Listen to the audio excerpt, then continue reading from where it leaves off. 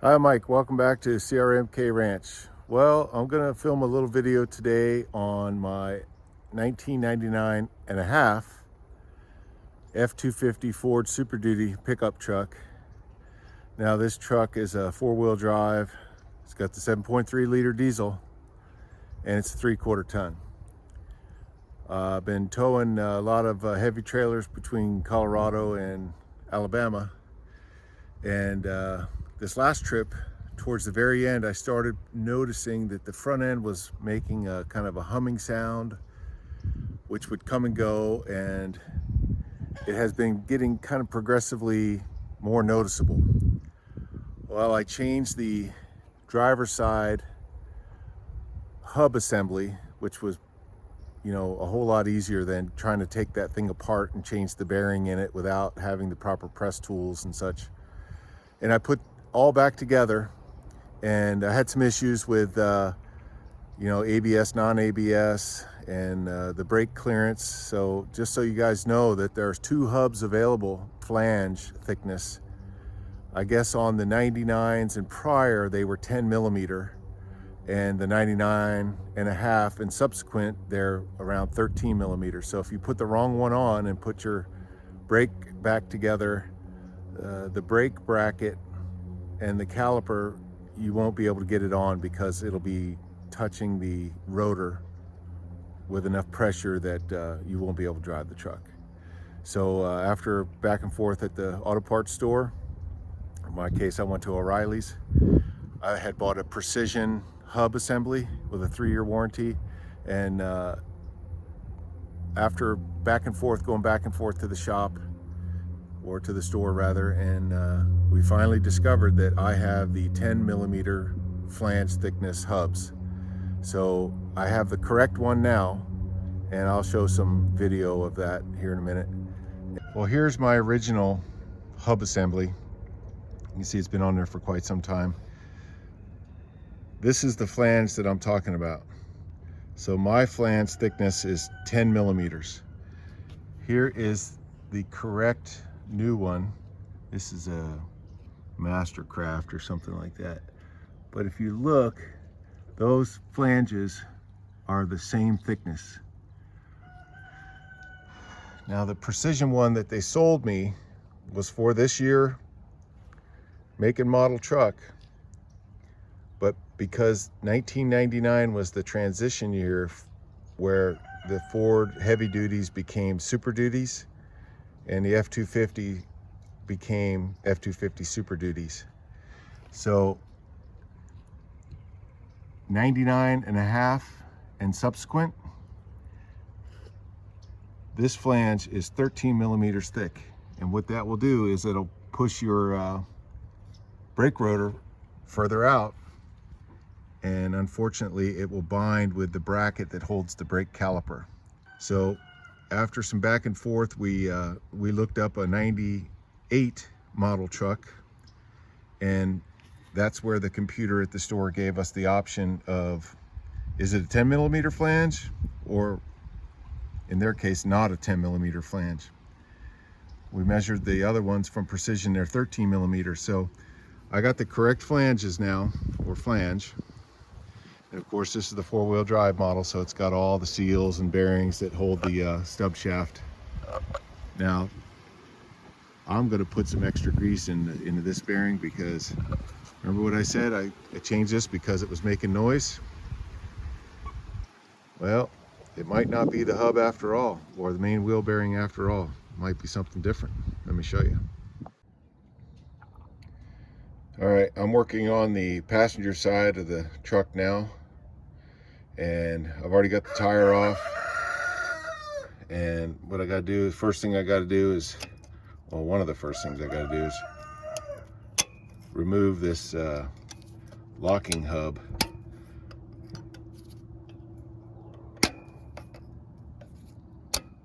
There we go. This is probably the worst design ever for security, because just that quick somebody can steal your $300 hub, depending upon if it's the manual hub or the auto hub. The auto hubs are $297 at O'Reilly.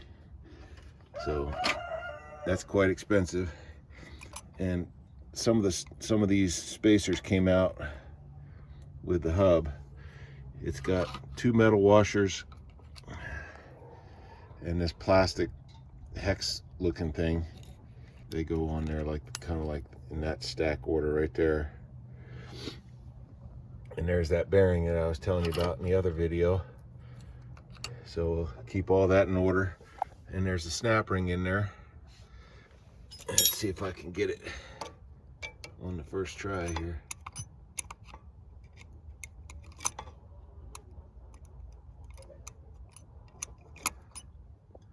Let's see here. There's one of them in. I bought these Nipix snap ring pliers, and I'll tell you what, they're worth every penny of the cost, because they're that good.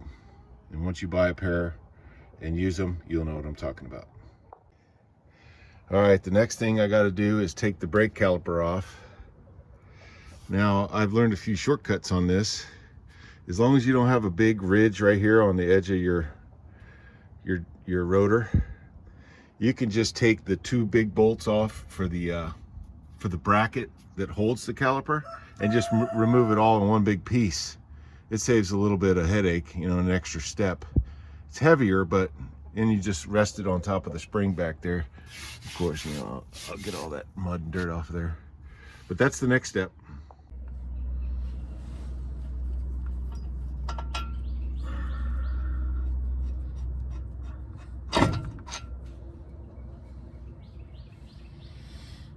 There's both of the bolts out for the brake caliper bracket.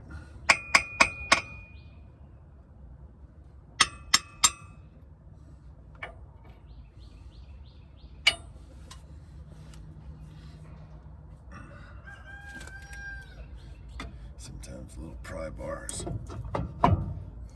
called for on these projects. I'm being prepared. This weighs about 35 pounds.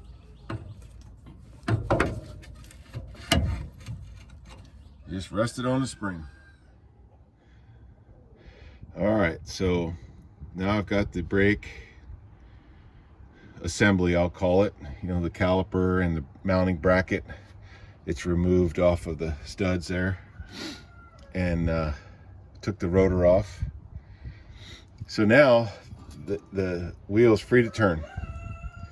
Now remember, listen to this.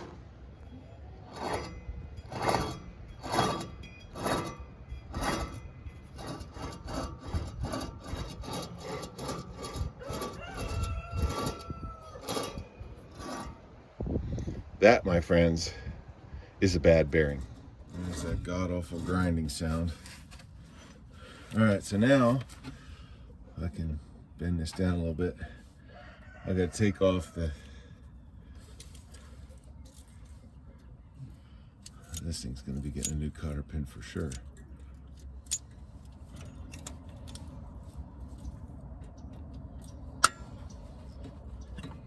All right, that cotter pin is going to go in the garbage. I'll be putting a new one on there. All right. Let's see, what size is this? Of course, it's not the same size I already have.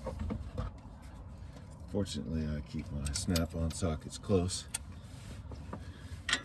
Here we go.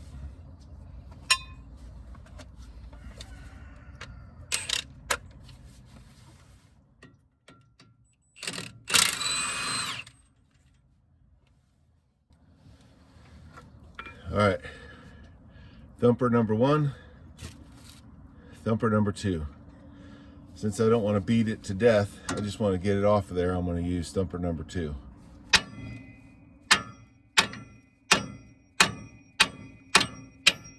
Yep, there's threads. So I always use the old tire iron, and I'll come in here on an angle, because this steering bar, is heavy. Oh wow, I didn't put a cotter pin in that nut. That's interesting. There we go. And then I move that out of the way.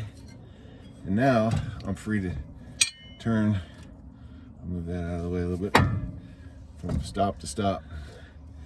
And inside here is the nuts that hold the spindle on. All right, let's see how hard these come out. That one was pretty easy. 4 of these big studs holds this spindle to the steering knuckle.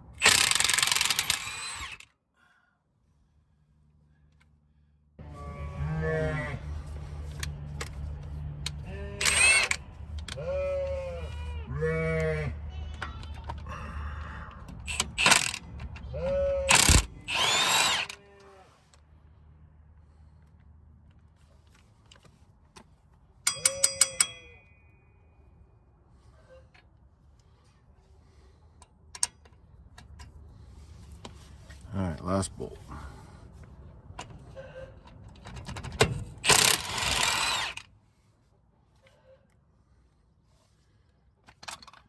All right, there it is. So got the brake shield on here. I don't know if it's got a good video of that. This is the brake shield. Just remember that it only goes on one way. So wherever the brake is over here, that's where you're not going to have the heat shield. If you make that mistake like I did once, you'll get to take it all apart and put it all back together again. There we go. Alrighty. Well, I'll be damned. All right, after some closer inspection, I've determined that this seal back here is no longer valid. All this seal does is prevent gunk from getting into the axle housing. It really doesn't hold back any oil or anything. It's just basically it's a debris shield. And then I was looking at this one here. On the back side of it, you can see that there's a little, it's hard to say because now I've got it pulled through. Get my hand out of the way there. So see this?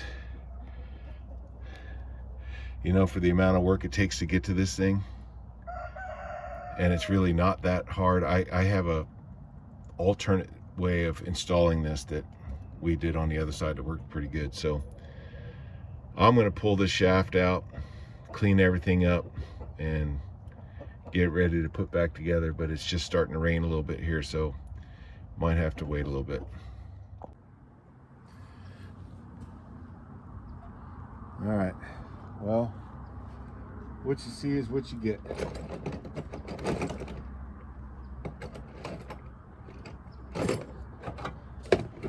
Starting to rain a little bit on me. So this is that dust shield. That's going to be easy to get off because it's just on there with, as I recall, just a little bit of Indian head shellac. So I think my mistake when I put this on the last time was I not putting it on with Indian head shellac here. I think where this surface kind of interacts with the outer axle cavity that it's preventing stuff from going in, I think I should have put some grease in there just to give it something to, you know, some lubrication as it spins, because that part spins. All right, now I'm going to drive off this other, the vacuum seal.